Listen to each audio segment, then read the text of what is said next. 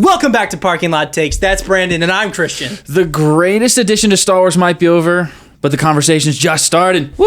We're talking about Andor. Woo, Andor. If anyone's curious. Andor Season 2 is over. Yeah. We're going to talk about it. Yep. I'm so excited. Yeah. I'm really excited to talk about it. Before we get going, so we're going to talk about Andor. We're going to talk about The Last of Us. Then we're going to talk about the Superman trailer that just came out. Big trailer. Yes. A lot of talk. For anybody who's new, who's watching us for the first time, we are babies. We are young. We started this podcast back in February, and I'm like super happy with I think it's our growth. So fun, and we're growing. Yeah, we've done that like the 1,400 YouTube subscribers we've done since February. Yeah, started with absolutely nothing. Gone viral on TikTok, Instagram, YouTube Shorts a couple of times, Snapchat, however that works. Do the kids still use that these days? Dude, I think the actual film bro community is on Snapchat. You think so? I genuinely feel that way. As you. Because any review or analysis we do that's not like a nerd culture thing does really well. All of our center stuff blew up. Yeah. Nothing nerdy blew up. We had the Thunderbolts thing do well. But yeah, kind of funny. Like, I don't know. I think that's funny. Like, is the real film bro community on Snapchat? Maybe. Or are they just trying to find girlfriends on Snapchat? I don't know. Why would they be, like, interacting with our videos if they're looking for girlfriends? Though? Because it's not working. Okay. All right. Not to alienate Snapchat. Yeah, that's true. I'm just joking. I'm just thinking back to the days when I used it and it was not successful. So. Yeah. Well, either way. Yeah. You want to do a little pits and peaks? Yes. Tell me. Do you want me to go first? Yeah, you go first. Yeah. Pit this week. Kind of like in the pitfalls of doing this. I think I had clipped out some stuff I was like really excited to post, and it just didn't do. I guess like I see TikTok more so than I like it. I like it when videos do well on TikTok versus Instagram because audience conversion's a little bit better. Yeah. So we had a video do really well on Instagram, but it only did like 40,000 views on TikTok, but it did like over 200K on Instagram. Yeah. And that was kind of a bummer. On top of that, just dealing with the worst fandom in the entire world, Star Wars, on that video. It's pretty rough. It's so annoying. So like, I've heard people talk about it before. Everybody's like said it, and I'm like, okay, I get it, but like, I guess we're content creators, whatever you want to call it. But like doing this now, it's like, oh shoot, like they're kind of right. This is rough. Yeah, it's the worst community, and I'm not talking about people who are like you're stupid because you like Andor, like you're like Andor sucks, you're an idiot. Yeah. Never share your we get a lot of like.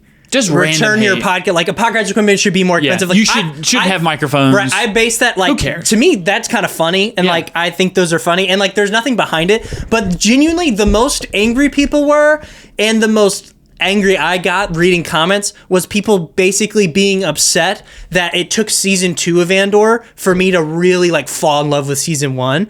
All of those people. Just demoralized me. Like the amount of people, like we all agree we like the show, and I was just giving I was talking about episode 8.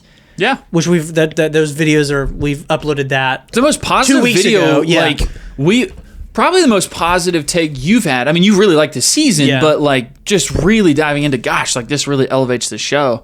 That's a good point. It's the most positive I've been on the show, and I got destroyed. Probably the most hate for it. Yeah, and I got so much hate. Like, what in the world? Like, because I just remember, I'm so freaking proud of you for this. This is so great. You're I came around on it. Like, I was like, like I liked season 1 so much better with the context I got from season 2. Like, it was filling in spaces. Great. And everyone's like, you're a freaking idiot because you didn't automatically love season 1, and you should be able to detach from the rest of the Star Wars franchise and just look at something on its own and judge it. I'm like, shut up. Like, actually shut up because doesn't work that way. Whatever. I mean, let's look at Game of Thrones. You know how many people write off Game of Thrones as a whole because the last season sucked? Yeah. Like, I feel like that. I mean, each season should build on another. And I give a lot of people crap for that. Yeah, and season 2 builds on Andor season 1 beautifully, and it made me like it more. I'm so sorry. Like, it's a TV show. Yeah. It builds on itself. That's fine. And it's okay if something recontextualizes like the series. Like, that's completely fine. Yeah, that's so annoying. That's annoying. But peak is I went and stayed with my brother for the weekend in Birmingham, and me and him watched Alien Romulus. I was like, dude, let's watch Alien Romulus. He was down. It was so good. It's so great. It's funny. I don't consider myself to be a horror person. Yeah. I don't like horror movies. Coincidentally, I have seen what I've heard a consensus of people considered to be the scariest horror movie, and the best horror movie, which I've heard Longlegs is probably the scariest horror movie some people have seen in a general sense, before someone's like, there's this one indie sunshine film cut of this one short story that's terrifying. Yeah. Of what I've understood, Longlegs, a lot of people consider to be one of the scariest movies they've ever watched, and then Alien Romulus being like one of the best. Yeah. So I've seen both of them, and I like generally like both. Yeah. Or like I really like Alien Romulus. Longlegs freaked me out too much. I just couldn't. Yeah. Oh, sorry, Discord thing. But yeah. So that was funny. But yeah, that was a good time, and he really liked it. He hadn't seen it yet. No, he really enjoyed it. Oh, wow. He really liked it. Alien Romulus genuinely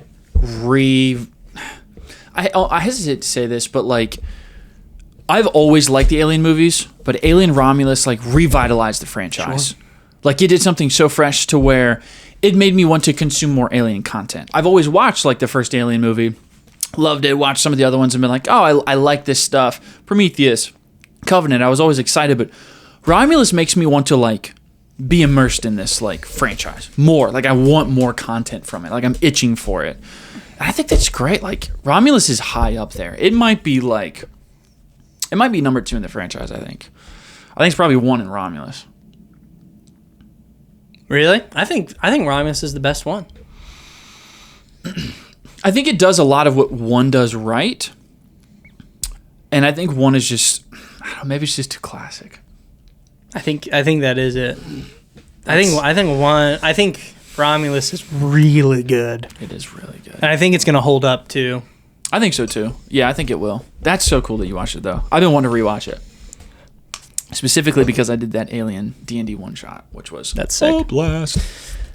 But yeah, that's my pits and peaks this week. What about for you? My pit and peak they kind of go hand in hand, I guess. So I was not feeling great this week. I kind of felt something coming on like Wednesday, Thursday, and I was kind of like battling like sickness. And by the time I got to the weekend, I was just like, I'm wrecked. I just don't feel great. But anytime you're sick, what do? I sit down and watch movies and stuff. So after watching Andor Season 2, and then going kind of into seeing Rogue One, it's been a little bit since I've watched Rogue One. And I don't know, and I want to talk a little bit more about this with Andor, but like, I was getting the goosebumps watching Rogue One, like I feel like I haven't in a while watching Star Wars. Like, there's been some really good moments, especially in Andor, but like, there's so many sequences in Rogue One where I was just like, this is Star Wars. Like, this is everything I love about Andor, everything I love about the overall Star Wars packaged into one. And it just was like this weird feeling of like, as I was watching it, kind of like this reignition of like the love of Star Wars, because I feel like sometimes you can get bogged down with like some of the shows that you like and don't like, and Disney's done a lot of controversial stuff, but like just sitting there watching Rogue One after watching Andor Season 2 was like this like euphoric experience again, and I just loved it. And so I was just like, over the weekend, I was just so like excited about Star Wars, and just like I wanted to go back and watch the originals, and just feeling that again. I feel like I haven't felt it in a little while, and this weekend I was in just like such a Star Wars mood, and it was so much fun, and I loved it. And I was just like, this is why this is like my favorite franchise of all time. Like, it's so good. There's something magical about it, and I like it will never go away. It like we've gotten so much good stuff from Star Wars that I'm just like, I don't think I'm ever going to lose that. Like, I know that there's going to be shows out there I don't like, and there's bad stuff, but just kind of like immediately going from Rogue One into A New Hope, and it's just a good feeling. Like, there have been some good stuff to come out of the new era, and there's just a magic to it, and it just felt good. I don't know. I was just kind of like back in my like Star Wars like little boy giddy phase for the weekend, and it was fun. It made me feel a lot better. Nice. So that's my peak. I love Star Wars. Oh, it's so good. Are we back? Say what? Are we back? Star Wars back? If Tony Gilroy keeps making stuff, heck yeah, we are. All right, let's talk about Andor. I don't know if I'd say that. But yes, let's talk about Andor. So let's score. Well, do you want to talk about? I guess should we talk about the ending? Because we've been reviewing the arcs. Yeah. Or we could just talk about the show as a whole and then include the. No, okay. Let's just do the show as a whole. Let's do the show as a whole. Yeah. Okay. So Andor, our scores for Andor season 2, 3, 2, 1. 9 out of 10. Okay, I would go 9 out of 10 as well. Yeah. Can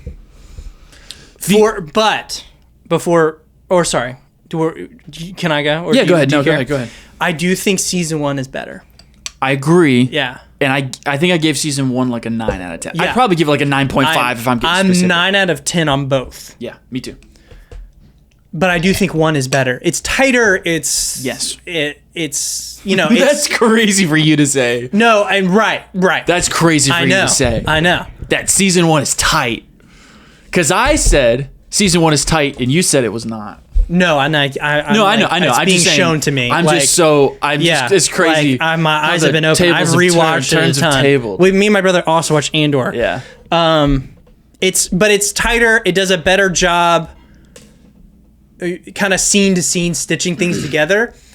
And I think that season 1 stands on 2 legs better than season 2 does. Yes. But season 2 gives so much relevance to season 1, in my opinion, that I think and I said this and people attacked me for it, but I said season 1 to me is truly incomplete without season 2. Yeah. And people are like, that's stupid. Of course it's whoa, the story's not over, season 2, and then people are like, of course it's not complete, it's a show. Yeah. I'm like, okay, cool, whatever. I think you're missing what I'm saying. And then on the other end, people were like, you should be able to score it by itself. And I agree. It just didn't show me how well how well the puzzle piece fit. Because we both said Andor might not fit perfectly into the Star Wars franchise. Yeah. I don't think that anymore. No, I think it not at all. I think it connects as well as any of the movies. Yeah. And I think season 2 did that. So that's how I stand up. But I agree. It's more grounded. It's tighter. Mm-hmm. It's just a better compositional. It does a better job compositionally of telling a story from A to B, I think. Yeah. I think each arc in season 1 personally is more interesting. It keeps me engaged longer. Because I told you up to the arc 7, is it 7, 8, 9? Yeah, 7, 8, 9. I told you I was really liking the show, but I was kind of hesitating to say I love it. I felt like it was dragging a little bit. Whereas I think in season 1, it keeps its pace pretty well. Each arc has something very interesting. You stay engaged throughout the entirety of it. Up to 7, 8, 9, I was like, I like this. They're expounding on it. I like where they're going. But it feels like it's dragging a little bit. And then it picks up. And I think the back half is what brings it to a 9. But by it dragging a little bit in the first half, I think is what brings it down to a 9, if that makes sense. Yeah. I think for me,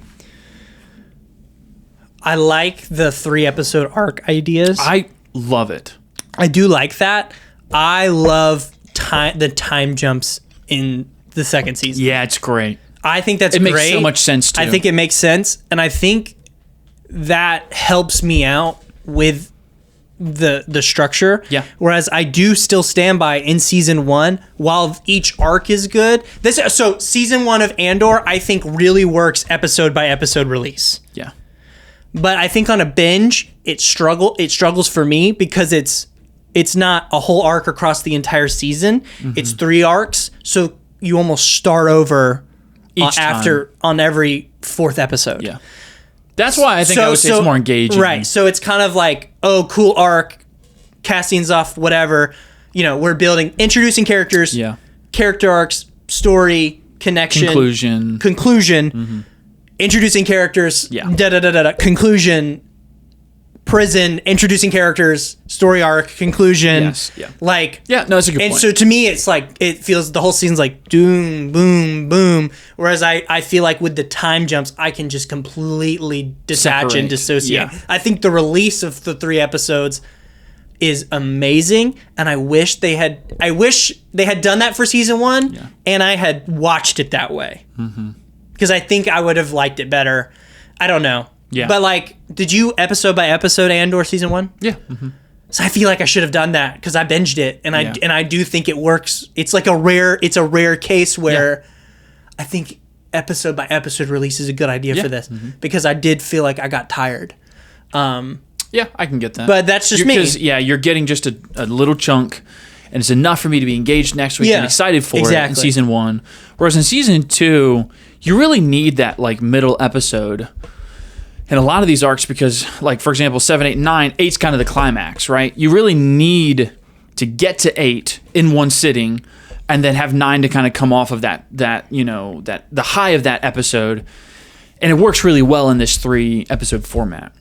But in season 1, it kept me engaged enough to a week to week. I was excited for what was going to happen, especially if I knew I was in kind of an arc and I knew like, oh, the heist is coming up. We're building to the heist. I'm excited to get to the heist. And then that's over. Then next week I know, okay, we're building this new thing. So it did really work for me in a season 1. Right. Yeah, in season 1 for sure. And I think also just because on a binge, it's like the first 2, you're like, okay, next one. Okay, next one. And this happened on rewatch when I rewatched it for my brother. I'm like, next one. And then we finished 3. Well, 3 is over. That's the arc you've been setting up for 2 episodes, and you don't know what the episode 4 arc is going to be. And then so there's not as much of a let's do do the next one. And that, you know what? Whatever. I'm a child. You can't keep my attention. It's subjective. I don't really care. I think that's a general fact. Like, because that story arc is over, there's not as much. It's not like a big cliffhanger where you're like, what's going to happen? Yeah. It's more like, okay, this is new setup. I think so. That's how I feel about 1. But I like 1 better. I think it is better, and purely because I think the 3 arcs tie together better than season 2. Yes. So 2 complaints I have about season 2, which is things I've already brought up, but they don't really tie in the story. Each group of episodes, they build off of each other, but they don't stitch the little things together, like stealing the TIE Fighter Avenger TIE Fighter thing. Yeah. That doesn't get used at all. Anywhere. And we said that really should have been how Cassian's able to get on and off these Imperial planets, which is something like we wanted to see. But also something I brought up to you when we watched it was I was really annoyed that Cyril's fallout with the Gormans was off screen. Yeah. That was really annoying to me. Yeah. That frustrated the crap out of me. Because we just started it and I'm like, wait, they don't like him anymore. And I did rewatch those episodes and went back through them, and they don't set anything up for him, like them to be on to him or whatever. It's just like that one chick's upset with him. Yeah. And he kind of like there's clearly a falling out there that we don't see. Yeah. And I thought that was weird. A line could have added to that. Exactly. I think in multiple of these arcs, like I think just in episode 1 within the first 15 minutes, you could have said 1 or 2 lines that just tell you enough to go, oh, okay, I can add the context here. Cyril had a falling out because of this. But they don't do that. So I think you're right. Like it's thrown in. Yeah, and you kind of have to you have to wonder why, but they don't tell you enough to really give you something to like definitively point to. Which I don't need it in all cases, but I think if you're going to make it a big plot point like Cyril, you need something in there. Yeah, I mean, it's a huge point. It's been a plot point for 6 episodes. Yes, so like it feels you need like something right. It feels like it needs to be. You need to set it up. Yeah. But on top of that, then going like after spoilers, by the way, golly, we suck at that. But funny. After Cyril dies, we don't see the fall. We've been sitting with these characters for the entirety of Andor, and we don't see what happens when his mom or Dedra he dies. Like.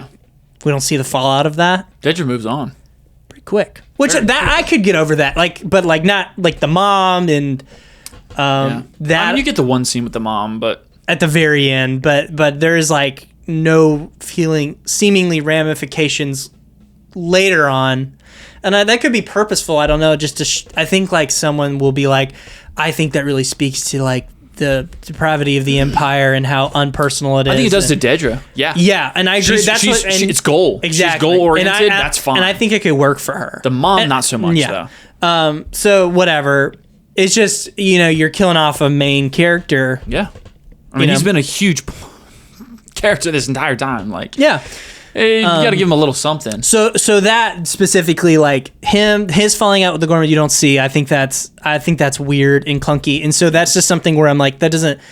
There's clearly time, like Cassian's burn mark that's affecting him is a time jump event. It doesn't go anywhere. Right. He's just fine, and it won't heal, but then it heals. Right. so stuff like that, but you know what? I freaking love it. They're minor. They're really minor nitpicks. Like, the rest of the writing is incredible and like top tier Star Wars. So. It's like the writing within the arcs is great. Like, yeah, and those but it's between them is where it's weird. Yeah, and maybe there's a point to it, maybe there's not. But I agree with you. I think there's moments where it kind of feels a little jarring. It's like, I think I'm supposed to know something here, but I don't. Right. And I think, maybe they'll tell me later. Did I miss something? Is like something I've always... And it doesn't go anywhere. So it's almost like something that you think is going to play a part later, like the burn mark, right? Maybe he's like injured in the next episode and he's struggling with it and he can't get, something, but it never goes anywhere. So it's like, I guess it's just there for the character. I guess you could say it like makes it feel lived in. Like you don't know everything, but things are happening between, the arcs. But sure, it's fine. Like I said, that's why. That's just not how season 1 was. Though, yes, know? So, but it's great. I don't care. I don't care. I mean, I don't really have much else negative to say about it, other than I felt like it dragged just a little bit at times. But I mean, and like I would give that point. When I say like I think season 1 meanders, I think it is kind of like the same thing as what you're saying for season 2 is like restarting the story every time. It just tracks. Yeah. Because it's like you're restarting it again. And you're starting a new arc with new stakes. Yeah.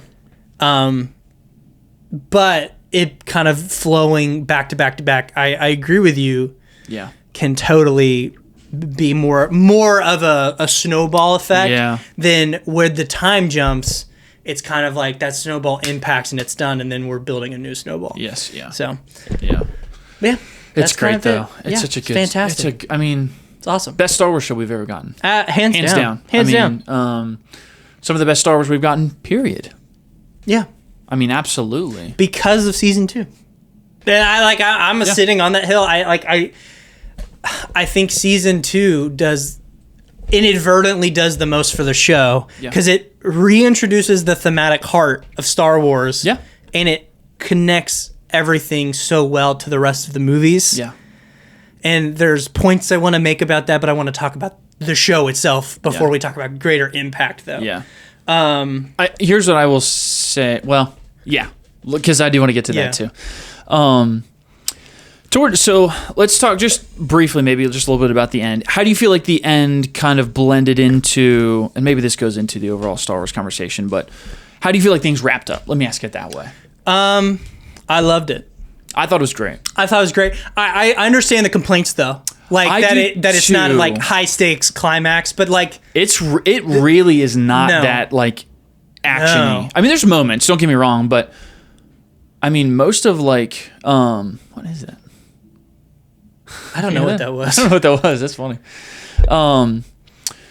But most of those like first 2 episodes, specifically in the last arc, like it's slow, and not like a bad way. No, it starts the story over. Yes, again. It does. Yes. So it's like, but the climax is 7, 8, 9. Absolutely. Yeah. So that's what I wanted to say. I felt like the last 3 episodes, you're coming off of like the overall season climax, and it slows down. It's interesting, emotional. I think the writing's still really good. You're wrapping up with these characters. Like, it's done beautifully, so beautifully.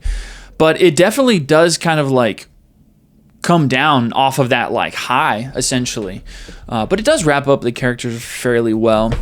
And I think so structurally, like Andor season 1 is definitely like, it's kind of like that. Yes. And then Season 2 is a direct... is like boom, and then resolution, which is more like a movie. And this is traditional. This is what a point. Like it's more like season 2 is structured more like a Star Wars movie would be, because you have the de-escalation,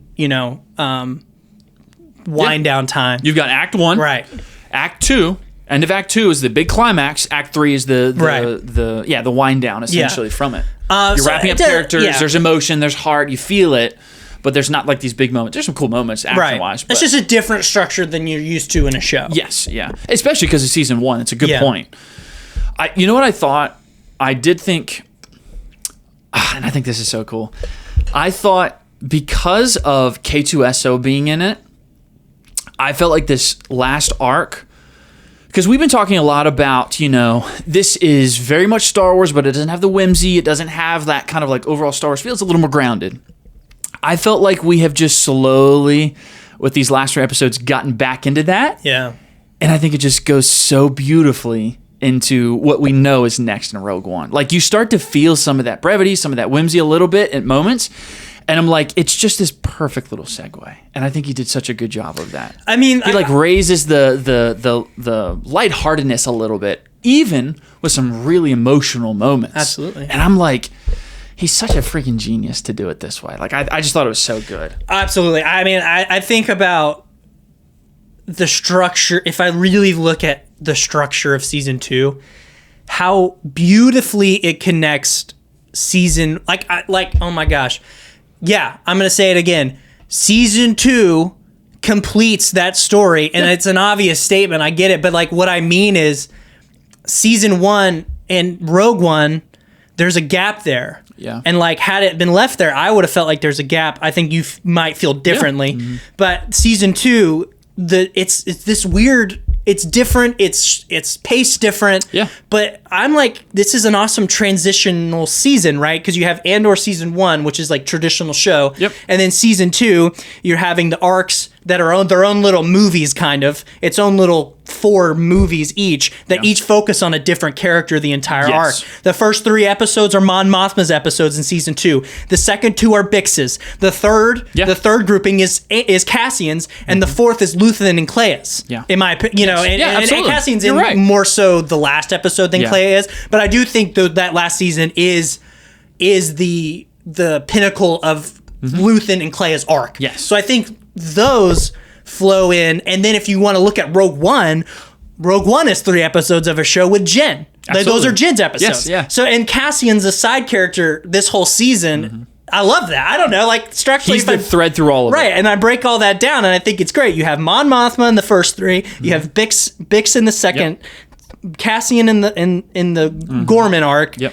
And then the Luthen Clara finish, and then the thread into Rogue One, which is Jen. Yeah. So I love it. And that's what makes me love everything in 1 and how it flows into 2. There's a point I want to make, and I'm kind of trying to push it off. Yeah. Because I don't want to say it. But it I don't know. People are complaining, and to me, it's it flows. I think the point was to flow into Rogue One. Absolutely. Right. I mean, it's clearly. I mean, they're throwing names out. Right. Galen, Ursa. I mean, they're throwing yeah. And it flows perfectly into Rogue One to me. Right there. Right there. Yeah. It's so good. It's so good. Is this a 10 out of 10, dude? It's not though. Overall show. The trilogy. I mean, I guess I would be the trilogy. I know 10 out of 10. We give both of them a 9 out of 10, but I don't know, man. I don't know. The more I think about this, it may be. But there's problems. There is. There's things that happen off screen that's just what. But let's just forget about those problems. Yeah, let's just omit them. But I do think it just flows nice. I don't know. It just I think it's so too. Boom. It just fits in. What are people complaining about? It's supposed to be 5 seasons. It was. And they condensed it. I don't know, dude. I'm completely fine with 2. Me too. This is the perfect amount I needed. I'm completely fine. I don't know if 5 would have worked. I agree. I don't know. We're gonna really drag this out. I mean, you can do interesting stories about fighting the Empire, all that stuff, but with what they did in season 1. See, they would have really had to drag out Mon Mothma stuff. They really would have.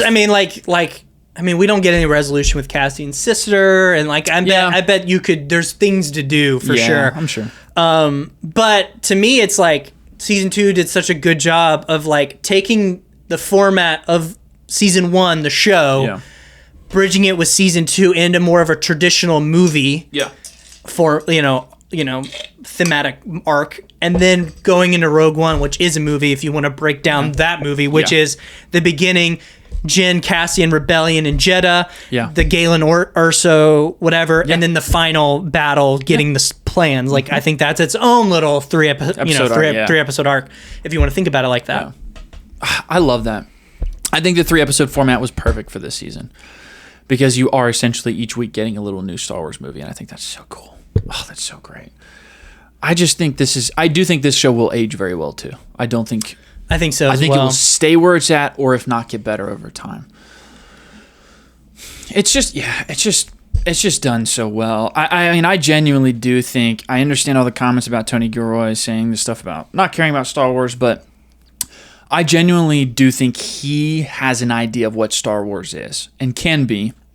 He's just adding his level of writing to it, and I think it's great. I think it's so good. Oh man.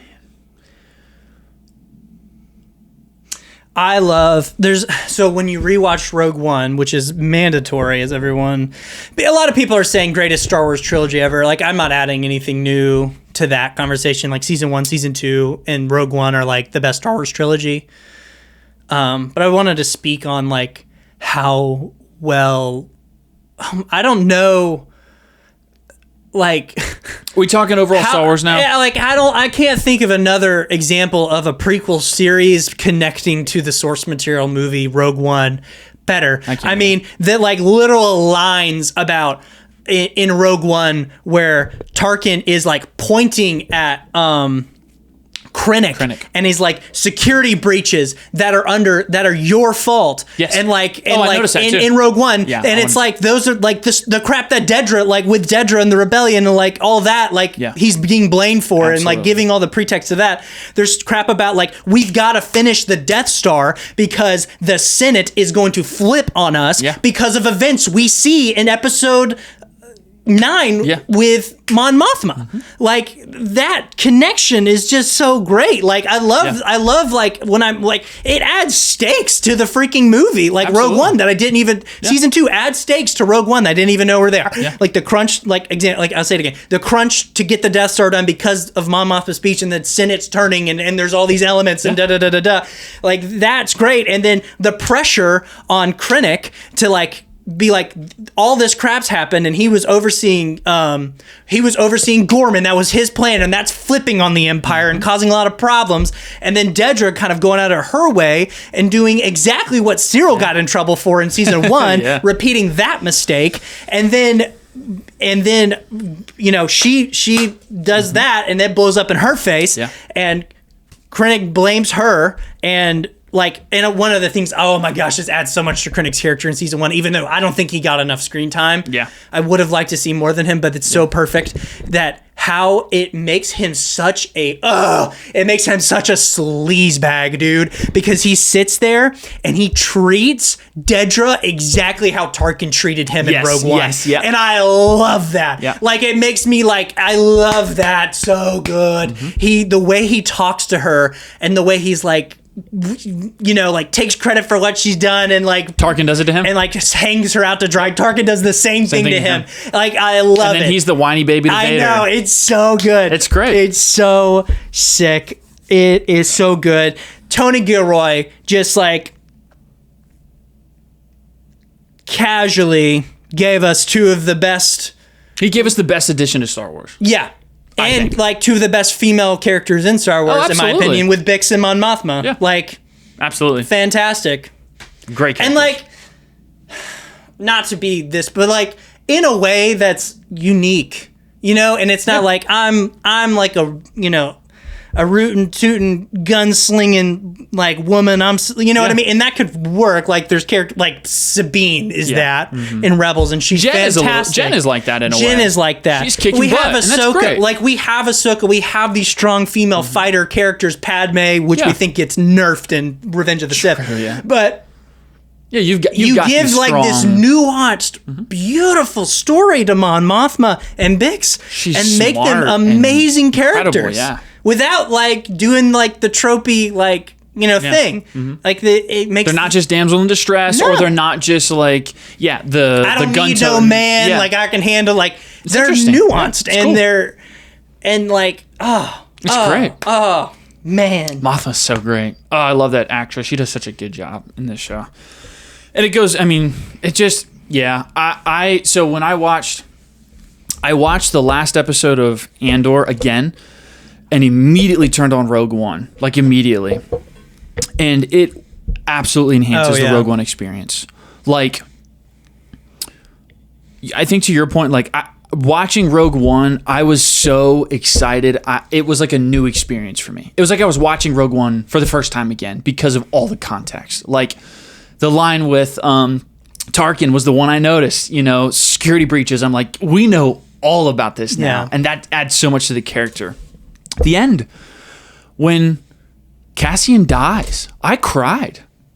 And I don't think I ever really did watching it. Like, I think the first time I probably got a little emotional, but I did this time because all I could think about was everything through these seasons and everything that he went through, and the sacrifice with Bix and the child and all of this, that I cried watching it this weekend. And I thought, this is the best addition to Star Wars because we have this pre-existing project. You gave us a prequel and it enhances it in such a way that it's like a new experience. And I'm like, Tony Gilroy's a genius. Like, this is incredible, and it just blew my mind. It felt like the magic of Star Wars again, and that's kind of why I was talking about that earlier. I was like, I felt that again because of Andor, and I'm so happy that we have it.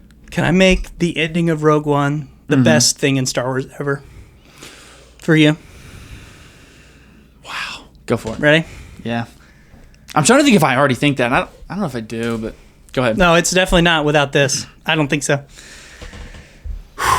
This is my take, bro. I'm so proud of this take. Okay. All right.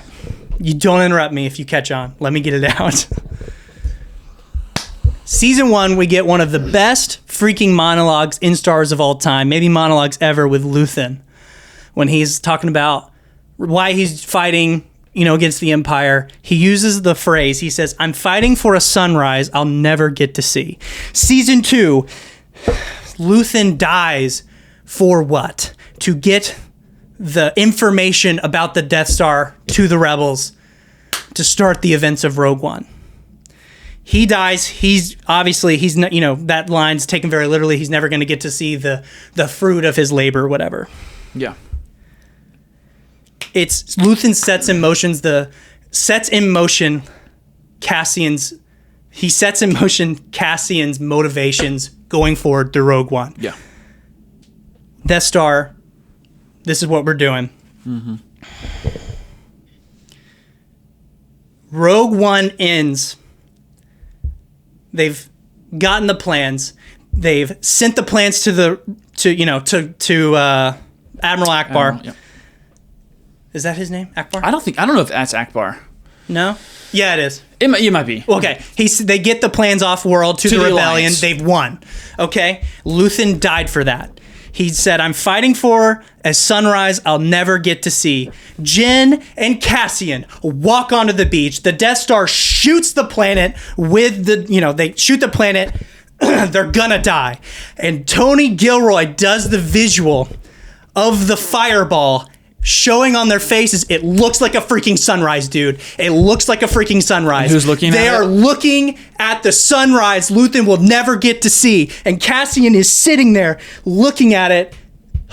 Jen's looking away. Jen's looking away. He's looking and he's watching the sunrise Luthen's never going to get to see. Whoa! I'm gonna freaking cry, bro.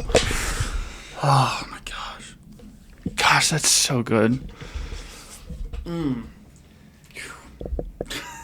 Is that not the greatest take I've ever had in my life? Yeah, that's a lock. That I'm so proud of that. Holy cow, that's so good. That monologue. I didn't even think about it actually watching freaking meaning something there.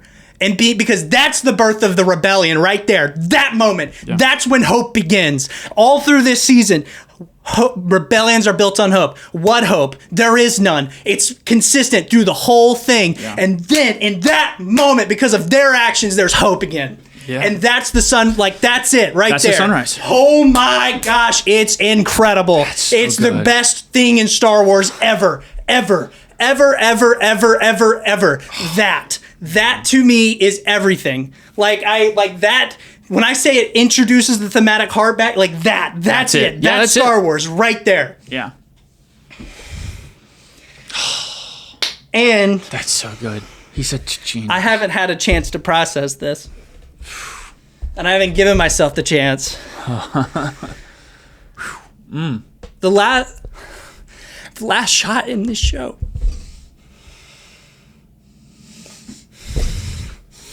With Biggs. Yeah. Holding Cassian's son or baby.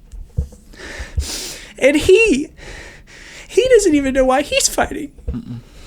And he's fighting for Biggs, and he's fighting for that baby.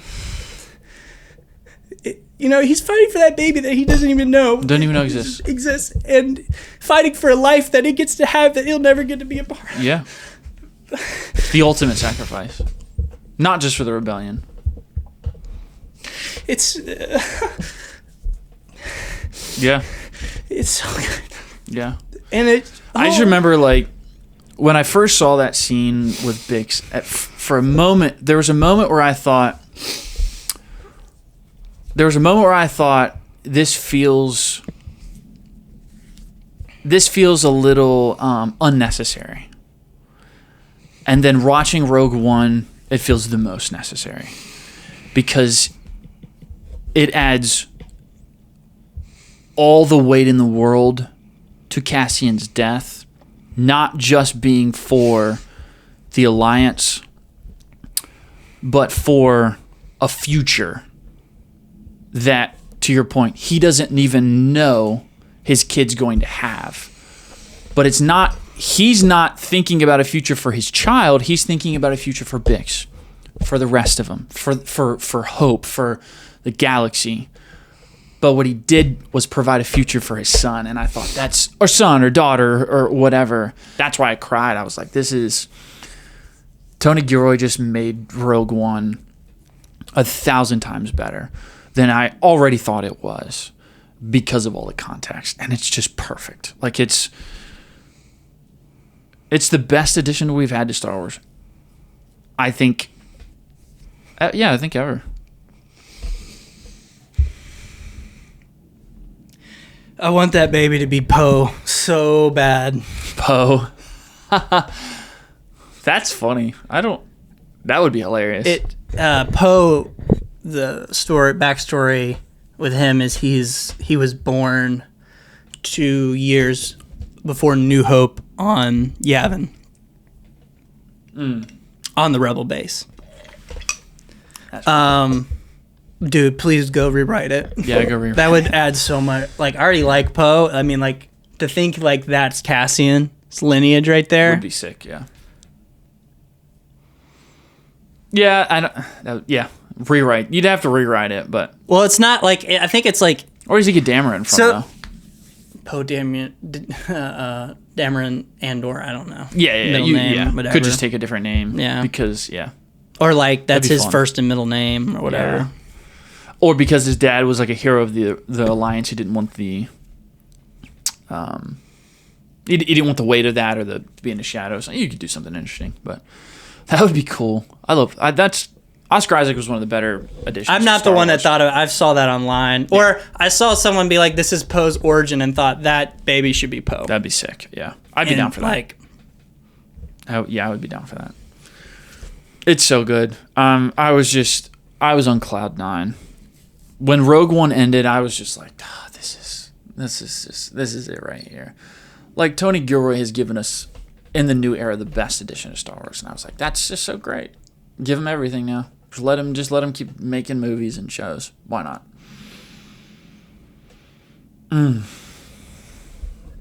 I was genuinely sad that it was over. In like a just, man, this has been such a good experience. You know what I mean? Yeah, I mean, like, you know, and when I,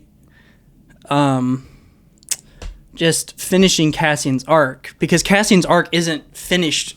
Like, one of my complaints about season 1 was I did not buy Cassian's character arc, like, to being this guy who cared, this good guy now. I didn't understand that.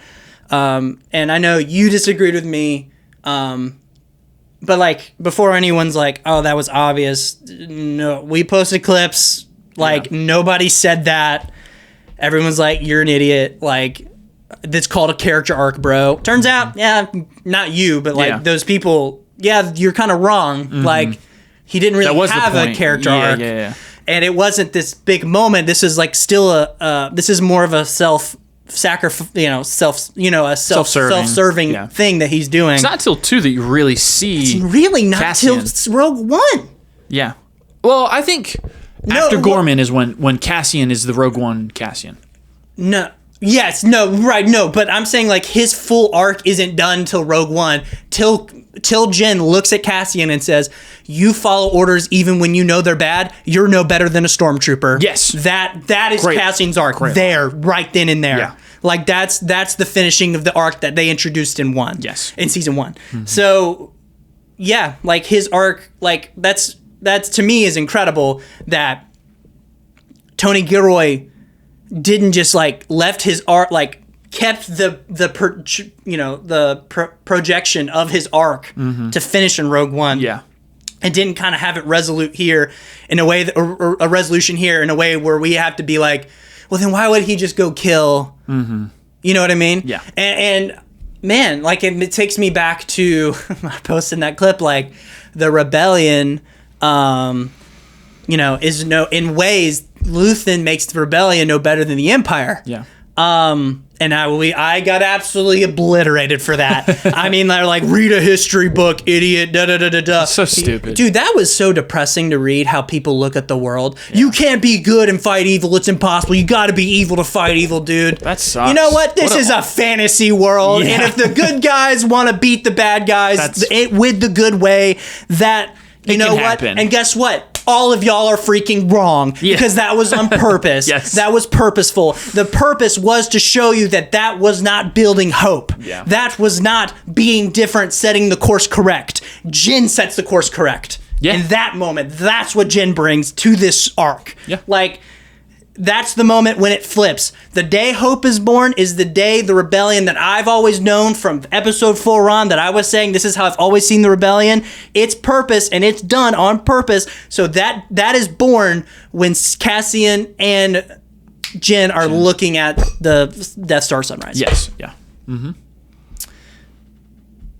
Yeah. Love it. I think people are going to eat those words. They're going to, unless they don't get it, but I think they're going to be like, oh, shoot, that was a bad take by me. I mean, like, it was on purpose. Yeah, because they were trying to do this whole thing. Just a very poignant thing. Yeah.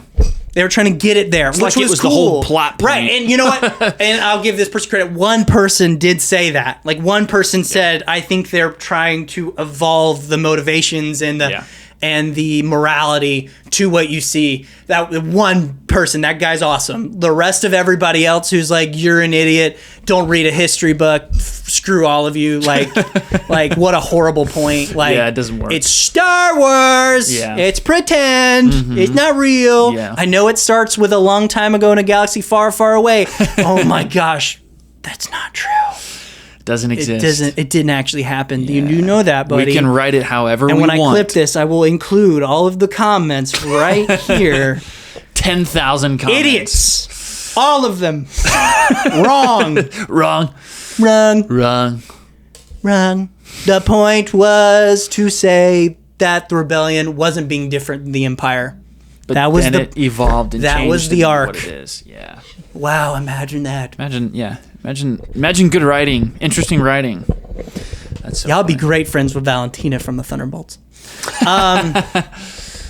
There's no good guy and bad guy. There's the bad guy and the worst guy. That's everyone who That's commented. such an awful way to live. That's how awful way to live. everybody in that who commented on that negatively. That's how y'all. That's how you think. Yeah. There's no good and bad. There's bad and there's worse.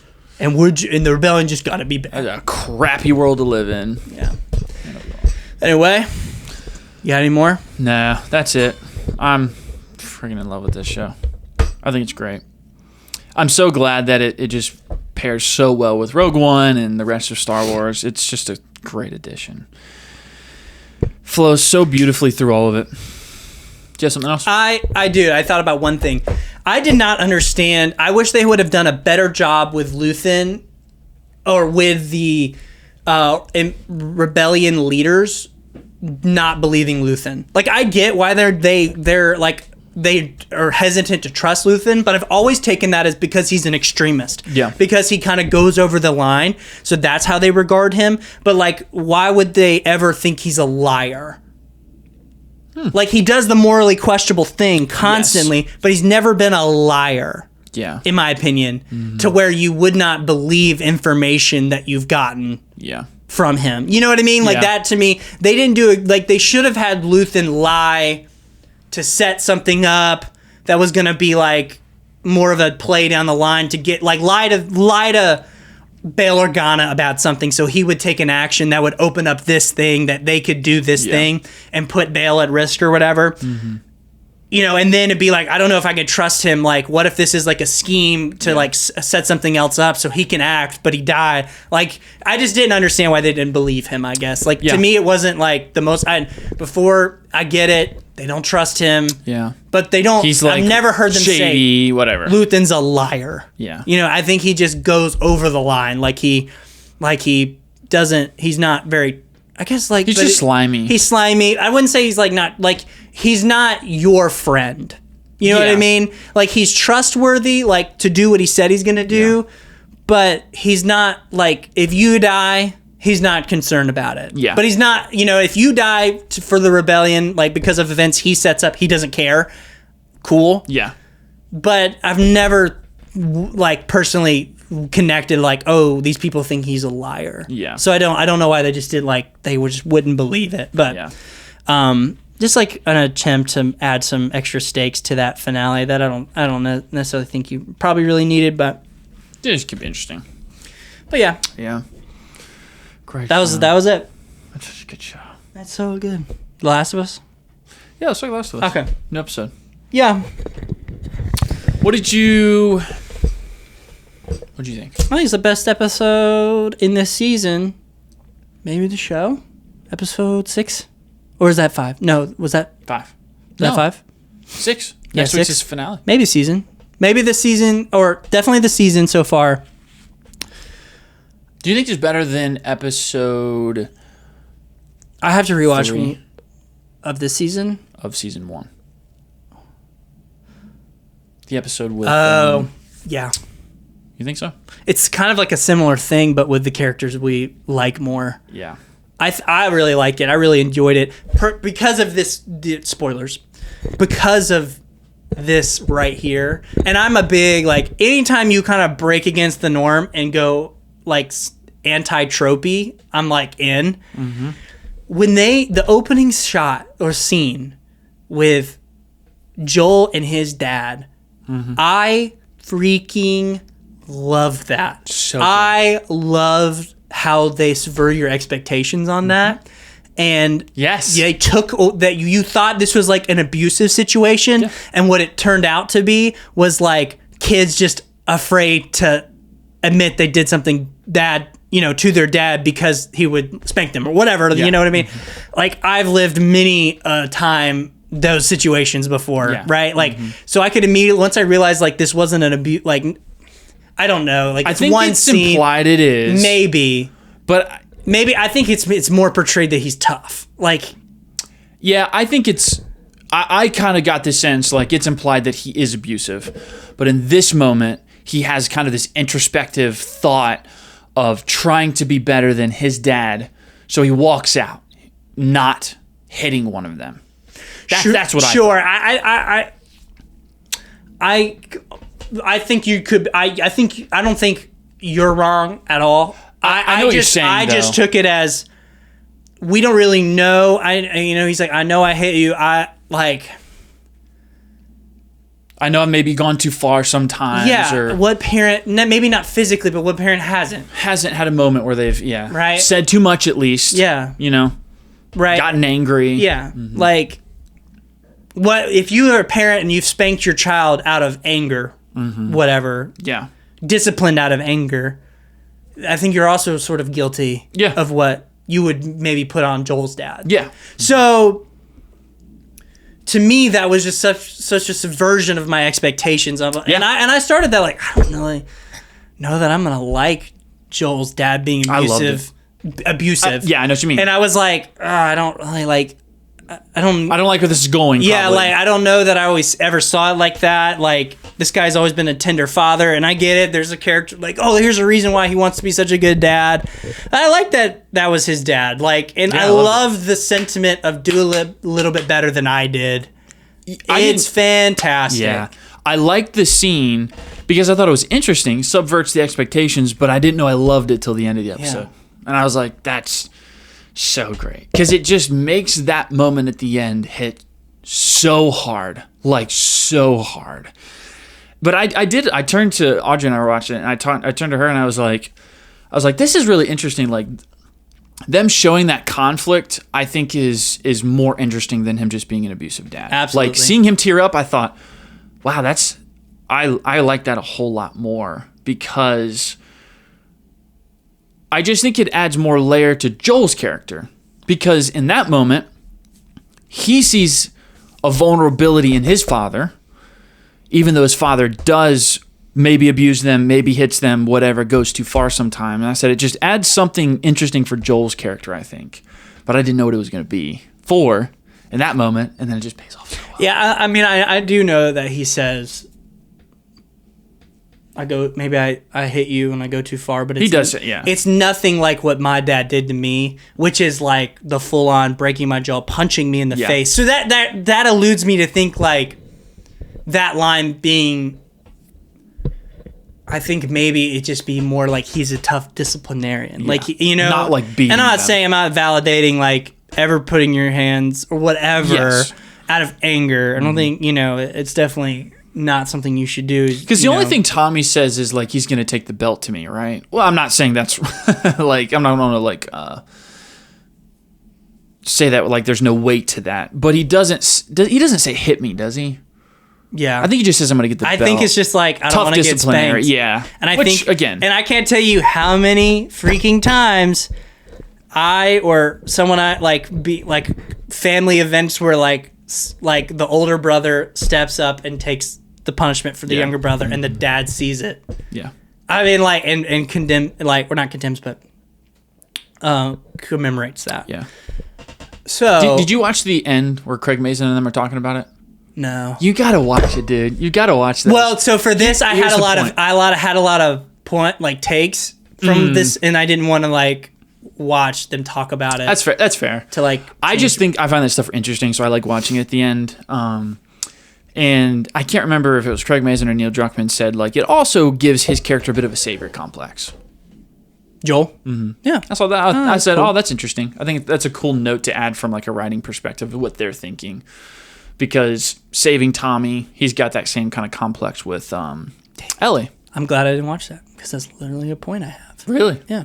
Well, expound on it then. Yeah. Well, okay. So this is more just going towards the end. Maybe you shouldn't watch it and let me watch it. Going towards the. What did you mean by that? Like, I think it's interesting that you picked up on that naturally. I didn't. But when I watched that kind of them talking about it, I thought, oh, that's an interesting point. So maybe I should watch that. And you keep not watching it. And I picked up on it in a different way. Like, yeah. But it was something I like thought about, which was how. Sorry, you're good. A lot of that's not in the game. This episode, like the dad stuff, isn't. No, none of the dad all stuff, but like just the space station stuff. Mm-hmm. The stuff that's with, like shot for shot, right? Yeah, it's very good. I want to talk about which is like, you know what? Yeah, why like the show's at its best when it's shot for shot for the game. Shocker. Dude, like, that sequence was incredible. It's so great. And it's almost the game. Like, why not just do the whole show like the game? But I digress. Why not? Is it Seth? Seth, yeah. The guy who gets bit? No, that's Eugene. Eugene, thank you. Seth is the bartender, the guy that calls, right. Dina and Ellie. That's right. Eugene.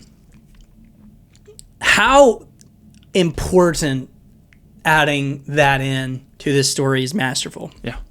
And they've alluded because to it. Because I don't know how I guess I was trying to think about how you felt, but how I feel is like I don't think Joel did anything wrong. I think the Fireflies are in the wrong because they aren't upfront with what they're going to do to Ellie. Yeah. Because they are not upfront and honest, and they're kind of forceful, and they're like, we're just going to kill you if you fight back. Yeah. I think it puts Joel on the offensive, rightly so, and it makes them wrong. But to put a situation in where Joel is wrong, yeah, to be the flip that switches for Ellie, I think is great. Because he's wrong. He promised something that he could have delivered on, and he didn't, and he lied, and that was all within his ability, right?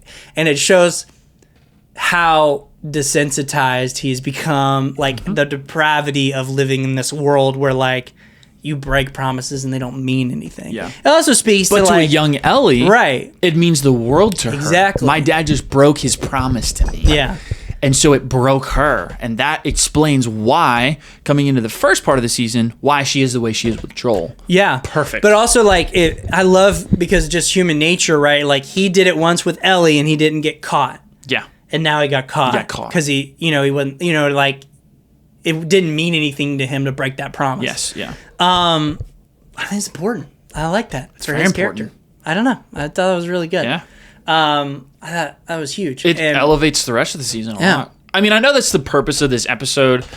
And I guess to use this word again, like it recontextualizes the season in a way.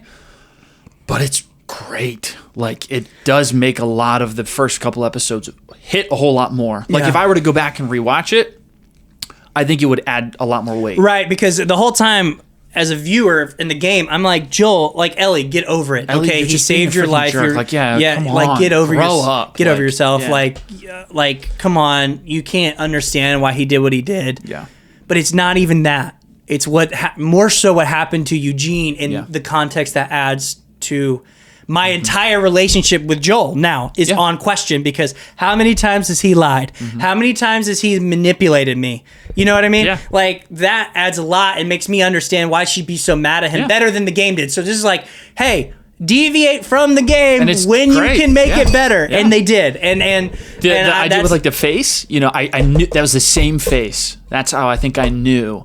Or like I saw in your eyes, she said something like that when you promised Eugene, that was the same face I saw when you swore, that after the Fireflies. And I was like, gosh, that's just so good. I mean, that elevates season 1, last episode, last moment, even better too. Like it's so important for both of their characters now for that Eugene stuff. And I'm glad that they plant a seed in your brain in like the first couple of episodes, but it feels like something that Joel just would have done naturally. Like, of course he would have executed someone who's infected. Like, that's just natural. It's fine. Like, of course the wife would be upset. She lost her husband. Like, again, that's natural.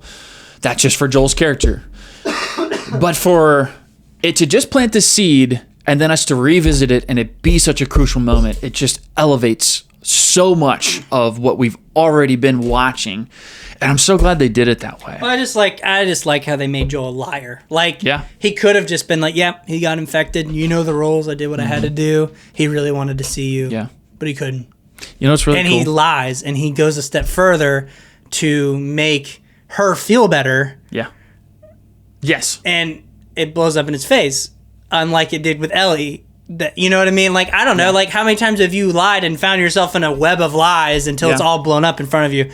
Like, I don't know. Like, to me, it felt really real. I think anyone could relate to that. Like, absolutely. You can recognize Joel did something wrong, but you know what I mean? And you don't have to be, a killer or whatever. Yeah. But, like, you can relate to, like, I'm at the end of my rope, and, like, I'm so far away from what's right as a person that I'm not seeing right and wrong and up and down anymore. Yeah. Cool. And that's why Ellie essentially like lashes out when he's lying to Gale, because she's like, you lied to me. I'm done. Like, no, that's not what happened. Like, you're just lying again. And so she's so done with it that she's willing to just like freaking throw Joel under the bus. And for a split second, like, it's conflicting because you're like, no, don't do it. But in the moment, it's like, that completely makes sense for Ellie to do that. I mean, she is fully betrayed. Yeah. And watching him lie again to someone who's just lost their husband. So, of course, she would be distraught and say that essentially. Like, no, I'm not going to stand for this. Like, this is not right. He could have done this, and he chose not to. And I thought that scene was great. I didn't know where that was going to go, to be honest. And when she blurted out, I was like, oh, crap. Oh, shoot. And Gail's like, get away from me. Like, Pedro Pascal, props to him. Dude, he looks shocked. And I was like, gosh, he's acting his butt off here. How bad did it make you realize? How bad did episode... Is it 6? Right? 6, yeah. Yeah, how bad did episode 6 make you realize you missed Joel? Oh, dearly. I know. In the first 5 minutes, I'm like, I was on the verge of tears the whole episode. There is a hole in this show. The whole episode. Like them going through the birthdays, I was on the... Like, this one line would have put me in tears. I mean, I did cry in the end of this episode. But, like, I turned to Audrey and I was like, this is just awful. I hate going through this. Like, this is just so sad. Like, just watching him, all these beautiful gestures he's doing for Ellie because he loves her. I'm like, this just rips my heart out. Like, you just feel the weight of it the entire episode. And I miss him so much. So much. And Pedro Pascal plays it so well, too. He's so subtle. But, like, when he smiles and he sees, like, Ellie's happy and he's happy, it just, it's so warm. It's so good. I miss him. I mean, like, I already knew it was going to happen, but you do get, like, that resolution, and then the next day Joel dies. People are going to, be talking about that for a minute. I feel like, especially because she wakes up the next day and someone's like, how are you and Joel? And like, yeah, we're supposed to go out together. And that's supposed to be the start of their mending. You know what I mean? Like, yeah, it makes sense now. Yeah, like, and our stuff is complicated, right. But we're still Joel and Ellie. And I played the game, so when she said that, I knew they were referring to that scene on the porch. And that's in the game. So that scene was incredible. Yeah, it's good. Amazing. I mean, what an idea when you follow the game. Christian, you got to pick one, man. You say either deviate and do something interesting. Deviate and make it better. Okay, I see what you're saying. That's what I'm saying. Yeah. But this is the important. Mm-hmm. Deviate by adding. Do not deviate by subtracting. Yeah. That you have said is that a lot, when it's wrong. Mm-hmm. That porch scene is pretty shot for shot. Oh, yeah. Yeah. Oh, yeah.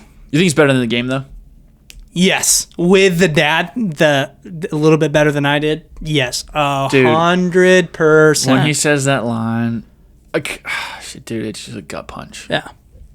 I mean, It's like... twice in this show. The episode 3... is it 3 or 4 in season 1 with Nick Offerman? I can't remember. I think it's 3.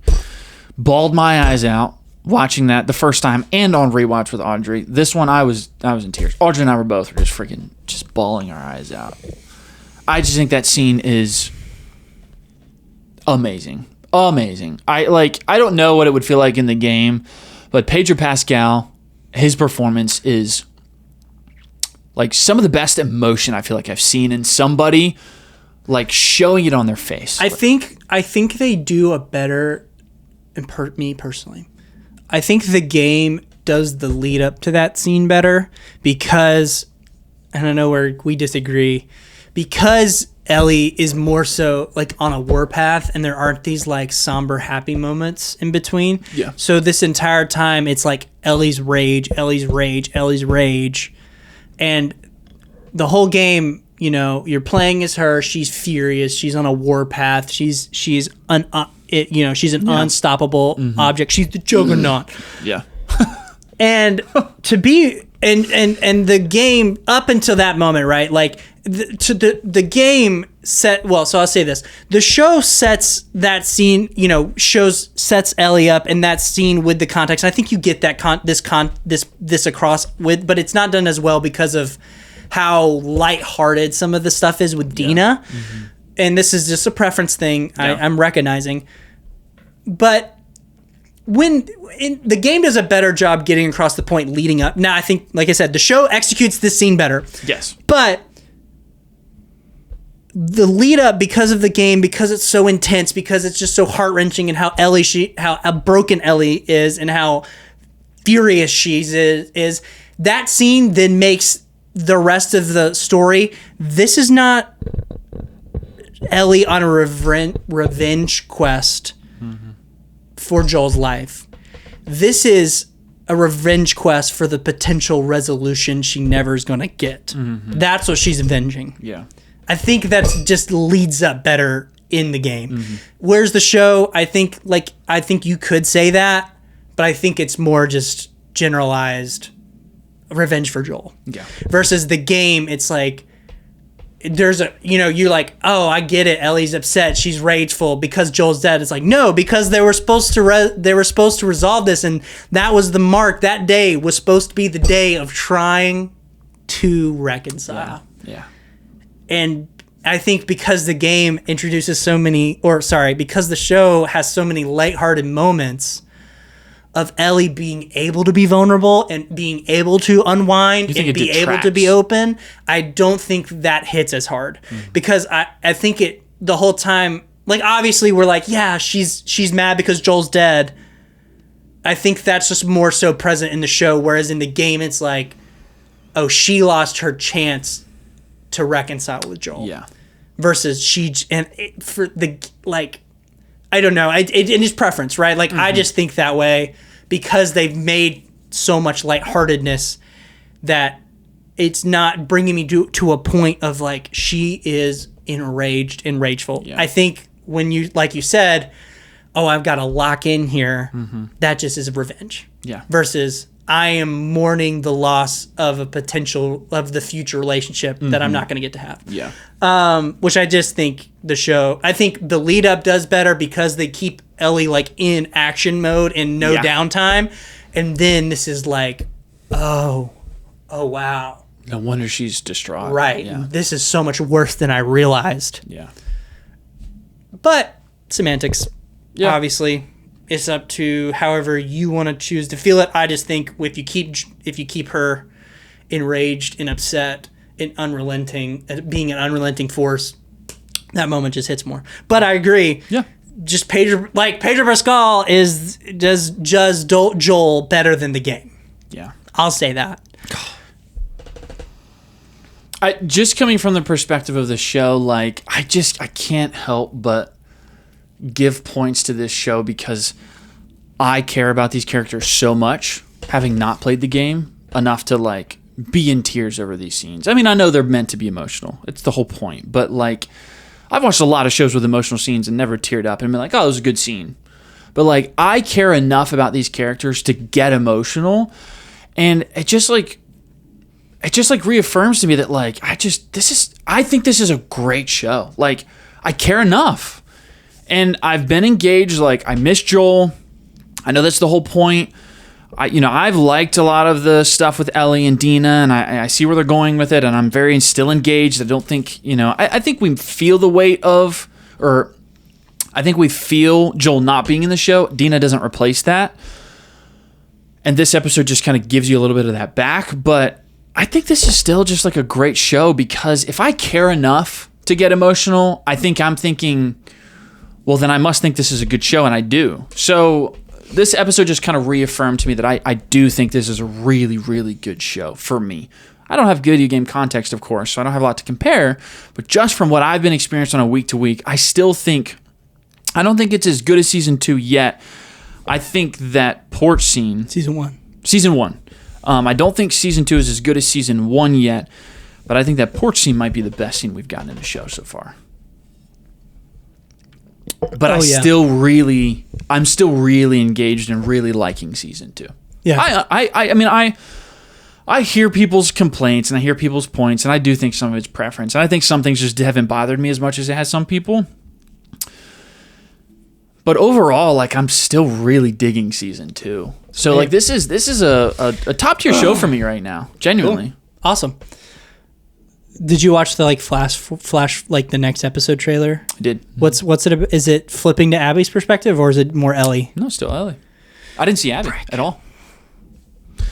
I don't think I saw Abby at all. That's the last episode. Mm-hmm. So I don't think we're getting really anything Abby. I think we're going to. I think it's. So do you want me to tell you what I'm seeing? You see a glimpse of the cultist. It's very Jesse heavy. It's very Dina's injured. It's very we got to get out of like a bad situation with the cultists.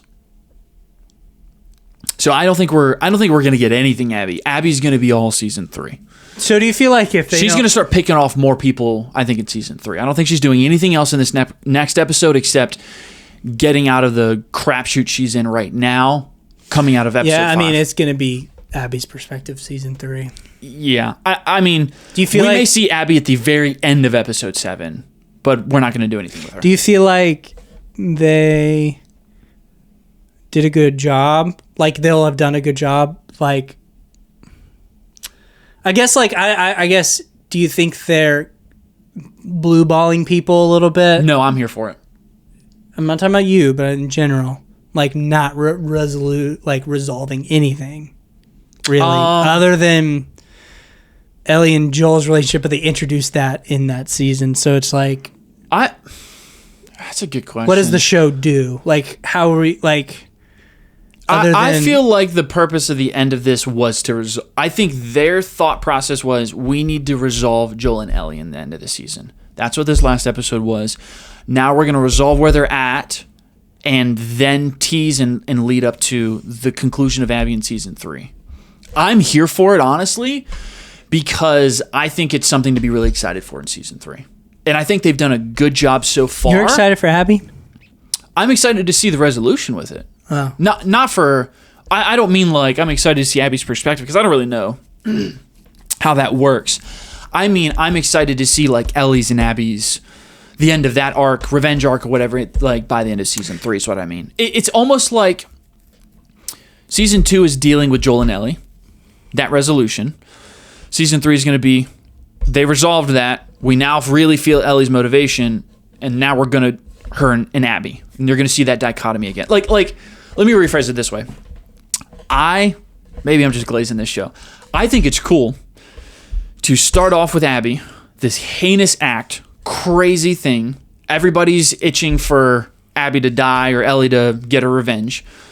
Back up a little bit. We don't see Abby anymore. Resolve Joel and Ellie, and then tease season 3, the resolution that we set up in the beginning of season 2. Because I think it gets me excited for season 3.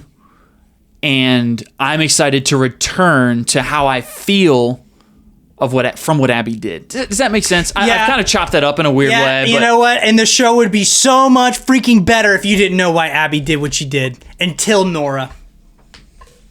Oh, yeah. With the dad? Yeah. It would probably hit a little harder. I'll give you that. I never understood introducing that in the first 5 minutes, like, slowly kill him. Yeah. Slowly. Because if Nora said that and Ellie was like, I don't care. And that's when we figure it out too. That would have gone hard. Dude. Yeah, I'll give you that point. I think that could be, I think that would make Abby's character hit harder, yeah. I mean, I still stand by, I like some of the dialogue in that scene. And I do really like that. See, episode. I will give you that point. I think it would hit a whole lot harder if you realize that. That would be more of like, oh, okay, that's how you conclude a season. That would be like an moment. Yeah. If Nora said that, because you would be like, not just, this is crazy, Ellie's about to go bonkers on her, but like, oh, shoot, that's why Abby did that. Oh, my gosh. Yeah, it would hit harder. And it might hide why Ellie could potentially be upset with Joel a little bit. It might make it less obvious. You know what I mean? Because you have them going after Joel and Ellie's mad at Joel, you might not be able to process of eliminate that as easy because that's on the forefront of your mind versus like if you don't know why and you're just left to assume, then I think it makes maybe Ellie and Joel's relationship more ambiguous, and then this episode hit harder. But I think like I think the "I know" line is great though. Are you saying that? No. If you omitted the "I know," no. I'm saying if you admit Abby and her friends, does the casual viewer in the beginning, first episode of season 2, you take that out? Does the casual viewer pick up on why Ellie's mad at Joel right away? Because I think introducing that and then Ellie's mad at Joel. Well, these things are definitely related. Yeah, you know what I mean. Yeah. Versus like Abby just shows up, Ellie's mad at Joel. We don't know why Abby did what she did. As a casual viewer, I see. It might make it all a little bit more ambiguous. They're mad for the same reasons. Right, and make the episodes going for why Ellie, why is she upset? We know from the get-go why she's upset. Yeah. Like from the game, but you did as well. Like, you know what I mean? So I think maybe you might be able to hide that potentially, possibly a little bit more. And then that be reveal that we don't know how Ellie feels about this. And then Nora's like, this is what he did. And Ellie's like, I know. Yeah. And be like, oh snap. Yeah. Like she's like that's because like think about seeing that for the first time and you would be like, oh snap, how's Ellie gonna react? Yeah. And she's like, I know. Bang. Like, man, was that just added in? Like you could take that out of the show and the same show would still take that out. Take that first scene out. You could just eliminate a couple lines. No, take the whole thing out. Just have them show up in episode 2. Sorry to be like, no. No, I know what you mean. Have them show up in episode 2. Let it all play out. Don't let Abby tell Joel why she's doing what she's doing or who they are. They're a wolf. They're there. Have no idea No why. idea. And then Nora reveals, we're fireflies. Boom, boom, boom, boom, boom. Ellie's like, I know. It just marks her. Boom. Yeah, and then it makes that resolution in this episode better, and it kind of makes this like, okay, that's okay. Holy cow, I get it. Season 3 is gonna be crazy. Yeah, I mean, like, it's the classic writing, like, show us, don't tell us. Right, and I guess like what I'm saying told is us like, too much we in the know beginning, maybe. we know everything we knew in the first season. Yeah. Or sorry, we knew everything we don't learn anything new. Mm-hmm. You're just in watching the season 2. events happen, yeah. Mm-hmm. Which is like, that could be something we learned. Yeah. You know? But, you know, I digress. Because as the audience member, I mean, that's a good point, because as the audience member, it's so much more impactful if you are discovering it with the character. Yeah. And when you use exposition to tell us too early, you're no longer discovering it with the character, you're just experiencing the moments. And so it doesn't hit quite as hard, because if you're realizing it, Ellie's realizing it at the same time, then you feel that kind of connection with Ellie, and it's more emotional, it's more dramatic. So I think that's a good point. I think if you did omit some of this stuff, these moments would hit a little bit harder in the season. Yeah. That's a good point. You want to move on to Superman? Yeah. I think the show's good. Are you liking the season? I mean, I know you've been conflicted, but like, do you just zoom out a little bit? To me, 7 out of 10 right now. And good. I love Dina. Oh my gosh, Isabella Marced's my favorite part of the show. She's awesome, yeah. I just don't like I want Bella Ramsey to be the standout. Yeah. And she's just not. Yeah. And I think because of decisions they're making. Yeah. Not because Bella Ramsey's acting. She has all the acting ability. Oh my God. That she needs. This last episode. Absolutely. To be it. the standout in the forefront and the person you're looking forward to seeing. Personally, I think Dina is like a driving force where I think that's cool, but I do think you're pulling from Ellie to add to Dina, like I said. Yeah. So I don't think pulling from Ellie adding to Dina equaling out. I think you're pulling from Ellie too much and then I don't think you have to pull from Ellie to add to Dina, I guess. But I love Dina. Like, Dina is a huge part of the show. Yeah. I love that change. I think it's a great change, but unfortunately they are making Ellie stupid. Yeah. And taking away her motivations or making her seem less motivated or less just blindly enraged. Yeah. Because thinking about how the game, I'm curious, how are they going to get it back to what it needs to be? Yeah. But anyway, yeah, I don't think the show's terrible. It's just these decisions are bothering me. I mean, I think I've probably got it sitting like 8 out of 10 right now. I mean, I think it's great. I mean, I would put 8 out of 10, 8 or 9 at the great. This episode's 6 like is a 10 out of 10 for me. Yeah. So good. Episode 2 is very good. Yeah. But it's just like changes, like where taking Tommy, kind of putting Tommy on the back burner. Yeah. You know, I don't know. But anyway. You know, one last thing. I'm probably going to shoot myself in the foot for this, but I have said that I feel like some of the more lighthearted moments is Ellie being vulnerable with Dina. You've had some problems with it. I haven't had as much of a problem with it. I saw a clip. I don't know. Have you seen the clip of the original actress who plays Dina talking about that stuff? So the actress that Dina in the game is based off of, I saw a short clip of her talking about those moments, and she does not like it. In the show? Yeah. She's like, Ellie's a driving force. She's like getting crap done, and this feels like a little weird. And I was like, ooh, see? Dang, that just shoots my point.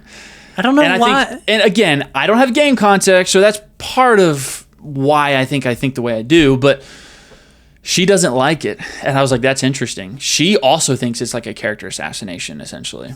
But, okay, I understand we're taking, I'm giving you, sure, if we want to chop up me not like really agreeing with it to adding context to the game, you're right. I'll never really be able to omit that. That's fine. But do you really think Dina should be the driving force for killing or for avenging Joel over his daughter?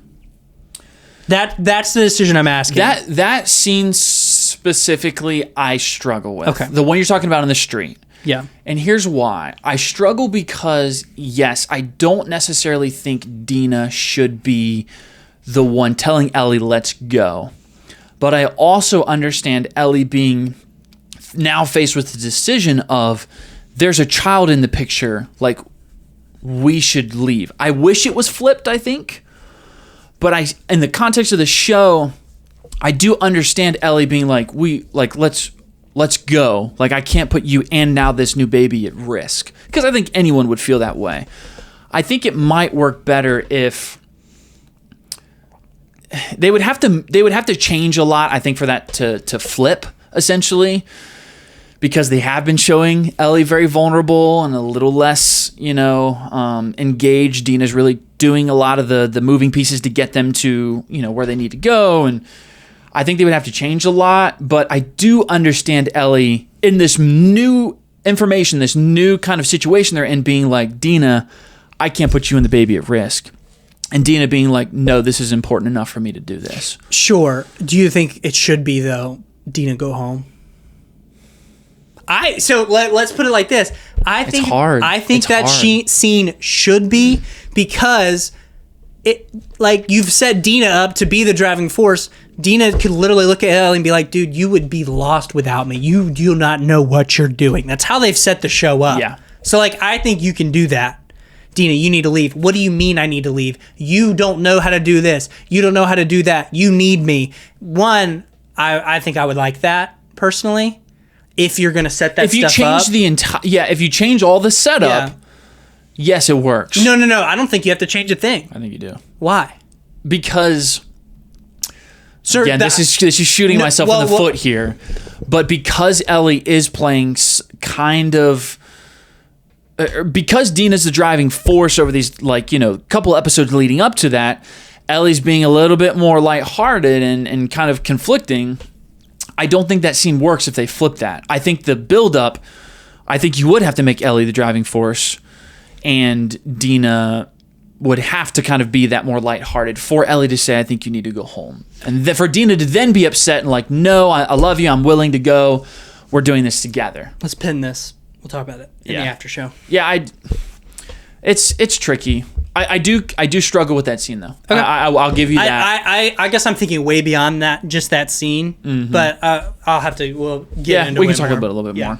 Because we should. Because I've been thinking about that a lot this week, specifically because people don't agree with me. Superman. Yeah, let's talk about Superman. We got a new Superman trailer. And they showed us a lot. They did. We got plot. We got spoilers, I guess.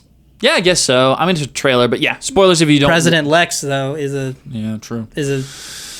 Is that what you, like, at first glance, like, I didn't necessarily think that, but you pointed out, and I was like, oh, yeah. I have heard nobody say it. Because I I've almost seen didn't. no, but it's like, It well, did you clearly ask cuts- the president? And it cuts to Lex. yeah. Like But they don't ever show him in any way that he's like the president. So I'm still a little iffy on I don't it. know, I'm but iffy like on it. I don't I'm know. curious why. Like I thought it was so when I watched it, I said, "Yo, President-elect, no one else has been like that." Yeah. So it makes me question it. Yeah, so I'm almost like maybe he's not. But it's a pretty clear cut to it though, and I think that'd be interesting. But I if he think was. though that makes his line about Superman, you're not a man. You have the whole world gripped on this idea. Mm-hmm. I think is more interesting with him as president. Yeah. So I think that line makes sense for like just the one line of dialogue we have. It would also make sense if he's directly kind of involved with the Justice League bringing Superman in for whatever reason. So I think that could be the government. because Sergeant if he's behind or that. Rick Flag Sr. is, I mean, he would have pull. I mean, he could tell Rick Flag, hey, you bring Superman in. Right. So it could make sense. I definitely see that. I was just curious. Like, I'm not sure. The cut is very clear, but I'm still not like 100% to say that that's President-elect. But I do think that's really interesting, though. It could work. Yeah, I think it's a good point that like it's probably is if it is President-elect, he's probably the one that's like Superman broke jurisdiction. He went where he shouldn't have been. That Rick, makes go that get better. him. Go get him. That's And I'll give you the assets to do it. That's cool. He brings in like the black like suit guy. Looks Yeah, like Black that's Noir. why- So a government asset. right? Or it's bringing in Hawk Girl as the Justice Society. Yeah, exactly. To bring That's Superman what I mean. in. Because if the That's president interesting, calls the too. Justice Society or Justice League and says, "Look, I mean, Superman's off reservation. Like, I mean, I know he's a good guy, but you got to bring him in." So clearly they're not? setting up Superman to be like public enemy type of deal. Mm-hmm. So make your point that you have. So Okay, wait. Yeah. Can we talk positive? Let's be positive real quick. yes, The trailer is fantastic. Oh, it's The incredible. score is great. score's good. I do not understand anybody who's like, this looks terrible. Like, I don't get it don't either. get it. And I think I hate being this guy to be like, you guys are really grasping. I do feel like that. Like, the scene where he's like, hey, buddy, like, eyes up here, shoots up. People are like, what is this bobblehead? And, like, I watched that 20 times and literally had no idea what people were talking about. So I What is noticed this it. Really? That? Explain. I watched it over and over again and did not think like it was weird or jarring at all. To be honest, I noticed it the first time I watched it. Wow. Just Why I like the didn't. flight. You know how people were talking about the flight? Yeah. I felt like it was the same thing. Something about his face just looks slightly off. It almost looks so like he's crazy. he's just like 95% deep faked on. But it's just like missing 5%. Dude, that's insane. I have studied this and like literally can't like admit that I honestly, think there's anything weird the with first it. one I thought, that looks off. So interesting. Yeah, and I don't know what it is. I'm so shocked. I hope it's not just his face. Like, I hope it's not just David Cornswood's face, but it just something I can't pinpoint it. But That's so it's funny because slightly I'm off. like, that's practical. Like, what do you mean it's bobblehead? He's totally standing there. If it's practical, I'll eat my words. That's why I no. said I hope it's not his face. But I you can't- think it could be practical? No, I don't think so. Okay. I'm just saying, if they were like, you guys are idiots, it's a practical shot, I would eat my words, of course. I don't think it is. I think it looks off. That's so we're gonna have It's to just look at it. slightly. We're gonna have to look at it in the after show Yeah. because It's just slightly. me and my brother sat there and we were like, dude, we both were like, I do not see the complaint. Like, I don't even. That's so. Dude, you I have to saw point it and out I to went me. looking for people. I was like, oh, cool, people see this too. I'm not just crazy. That's crazy. Yeah. Okay, well, you can point it out to me because I'll show you. I can't see it. Yeah. But 'Cause man, I watched loved it a few times too. I love the trailer. I I think watched it's a it fantastic over trailer. and over and over again. I couldn't get enough of it. I loved. Ready? Miss Lane. Yeah. Superman. Miss Lane. Oh, dude, it's so good. Miss Lane. Oh, it's so good. Miss Lane. There it is. Miss Lane. Miss Lane. Miss Lane. I can't do it. Yeah. Miss Lane. It's so good. Woohoo! Oh, that's Superman. That's him. That's my Superman. That's my Superman. I mean, I love Henry Cavill, but that's I'm gonna just, get so sappy. I watched that, and I watched it with my mom, who just knows how much I grew up loving Superman. Yeah. I adored Superman. And she looked at me watching this trailer and with the biggest smile on her face. And like, I sat there. Your mom is like the sweetest human being. I haven't seen her in a long time, but every time you talk about her, I'm like, your mom's great. I sat there and I'm being so genuine, and I'm gonna people will be so annoyed with me for this. Glaze. I sat there and thought, wow, I am just so happy that I cannot wait to show my kids this movie. Yeah. Like, I am so happy. And I haven't even seen it, and if it's terrible, obviously, but like if it's as good as I feel it's gonna be, I'm sitting there like, I'm so happy my kids are gonna get to grow up with this Superman movie. Yeah. With this movie. I loved it. Yeah. It so depresses me so much. You notice the bobblehead thing, because I just genuinely don't. I just genuinely don't. Yeah. But the shot with Clark running into Pa Kent's arms. There's I cleaned your boots, son. Like, all of that. Yeah. Also, I think he's alive, which means we are in for it emotionally this movie, because they're totally killing Pa Kent in this movie. I think he's alive in this. Oh, you're right. I don't know. I mean, I don't know what the porch scene's about. Sure, but okay. For like, if we look at the trailer, this is why we shouldn't have. I wish I wouldn't have watched it. I wish I would have saved myself a little bit. But that's an interesting point. Yeah, we have Superman laying in the bed. Martha and Pa Kent are sitting there, like, kind of on top, like, holding him. Yeah, that's right. Lois Lane's off in the background, watching, tearing up. Yeah, they're both there. Yeah, unless you're editing it out, which. Good go, James Gunn. Way to throw us. But then there's the shot on the porch, and then there's the shot, I clean your boots, son. Like, I do think those all run together. Yeah. Somehow. I could be wrong. I don't know. But yeah, I think he's alive. He might be. So, which means he is gonna get wrecked. He's gonna die. Oh, poor Pa. That's so sad. Not Pa Kent. I don't know. I was just, the music got me, and just the whole. I loved all the stylistic choices. Like, it feels like comic book movie. Yep, it does. And I'm so glad that this world is lived in. We already have a Justice League. We've already got these characters. Like, I'm glad that we're just jumping right into this new. Like, this movie gets me not just excited for Superman. Like, it gets me excited for the DC going forward, because there's enough in this movie that I know will move forward, that I'm just glad that this is such a lived-in world. Like, I'm excited to just jump right in. You know what I mean? Like, we don't need an origin. I don't need all of that set up. I just want to be here, engaged with it, excited about it, and just experience it. And I felt all of that in the trailer, and I'm freaking on cloud 9 for it. I can't wait for this movie. Your point. So, I think the trailer's fantastic. I was watching it, and I thought, I didn't think about this until this trailer. I think because we got a little bit of plot there, but I just noticed a few scenes a little bit more, and I thought, this is kind of just the plot of Batman v Superman, but without Batman. Like, Lex Luthor is trying to turn the world against Superman. Superman crosses sovereign borders, does something in a country that is maybe morally gray. So the media's against him. I mean, there's a scene with Lois saying there's a lot of controversy. There's a lot of whatnot, right? So the world's essentially against him. And I just thought, they're setting up like the motivations for Lex very similar to Batman v Superman. Superman's against the public enemy number one.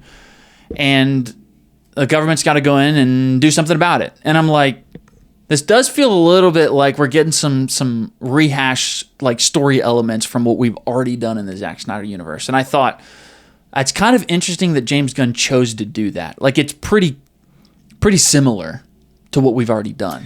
Yeah, my two things are, like, I don't know. I mean, it looks to be that. I agree with you. That kind of seems to be the case. Like, the trailer's like pretty close to the Batman v Superman trailer, like, as far as how it kind of sets things up. I think it's going to be more nuanced, though. And my other thought is, the reason Superman is in BVS is a sovereign borders thing. the reason that happens is because Lois goes where she's not supposed to go. Mm-hmm. So he's less like about, I think this. But the perception of Superman is sure. Is the same, but I guess like like for the character, I think I'll be on Cornsweat's Superman's side more because he's there genuinely to help versus Superman shows up almost selfishly to save Lois and then totally kills a guy, like punches him through a brick wall. Yeah.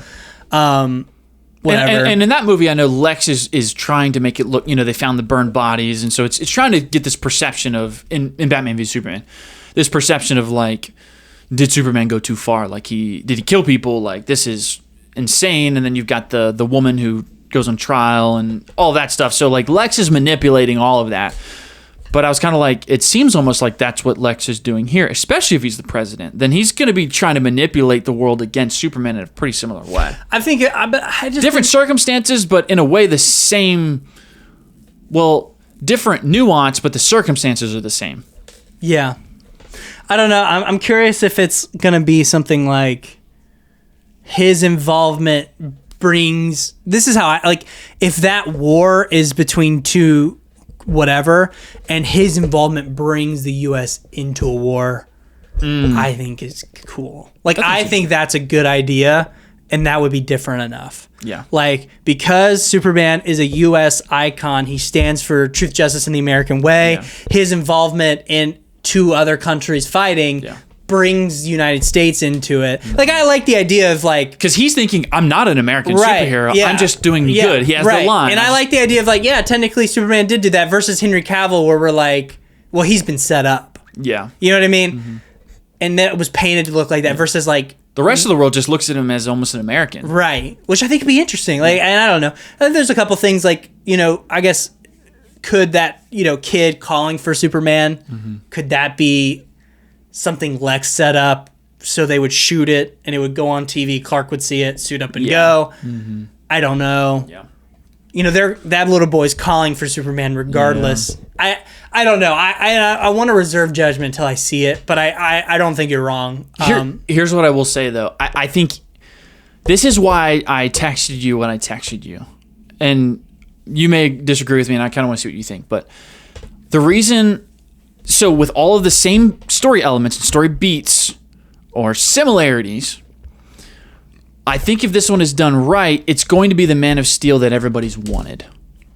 That's why I said I think this is a Superman movie that could unite us all.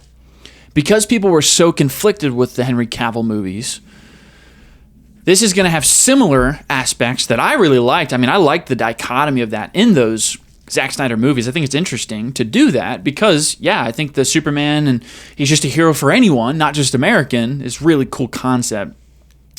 But I think if this movie executes it well, then people who didn't like the Man of Steel or Batman v Superman will like this one, and all the other fans will kind of come together. So that's why I thought maybe if this is done well, it actually is a Superman movie that will unite all of us, and we will all just kind of universally love this. That's kind of how I took it. I would love for you to be right. I don't think it's going to be universally loved, though. I think people are gonna. I think it's going to be split. Unfortunately, I think there will be. If it's really good, I think there'll be like the 20% that's like it's terrible. I think it'll be split between then it's okay and it's amazing. Do you think? I mean, do you think like the Batman is pretty universally loved? I think 80% of people really like the Batman, and then I think like 10% think it's okay, and then I think the other 10 actively don't like it. If it's that way with Superman, I'm happy. Yeah, I agree. I think that's great. Yeah. I think that's a win. I think that I would say then like the majority loves it. I think most people really enjoyed the Batman. Yeah, I think there's only... I mean, obviously, it's like up in arms over like the news that it might get canceled, so... Absolutely. So I think if it's the same level of reception as the Batman, I think I'd be happy. I would say that's an absolute win. Yeah, I just think... I don't think it'll be 50-50.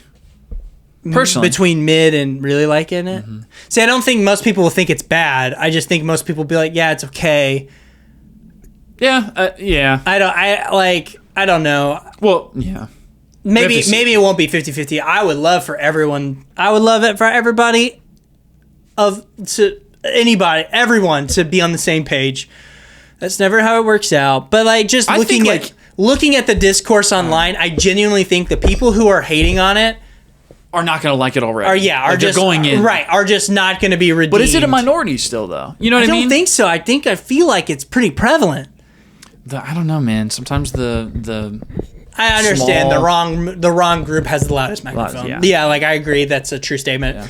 I don't know. It just feels like what I see is people being like, I don't know. It just seems like I see a lot of jokes though. Like no, I see it too. I mean, like a lot of people had issues with this trailer, and I loved it. I've seen a lot of people nitpicking this trailer a lot, and I'm like, dang, that's crazy because I loved like. It'll be a movie. Like right now, it just feels like. I'm going to see it, and I'll be like, this is awesome. And everyone's going to be like, yeah, it's okay. And I'm like, I don't care. Yeah. Whatever. It's not for you. It's for me, and that's fine. It's The Gentleman, but superhero movie. I don't think it'll be that, but... Yeah. No, I thought it was really good. Good trailer. I'm pumped about the movie. And dude, it's close. It's so close. 2 months away? Mm-hmm. Less than 2 months away now, I think.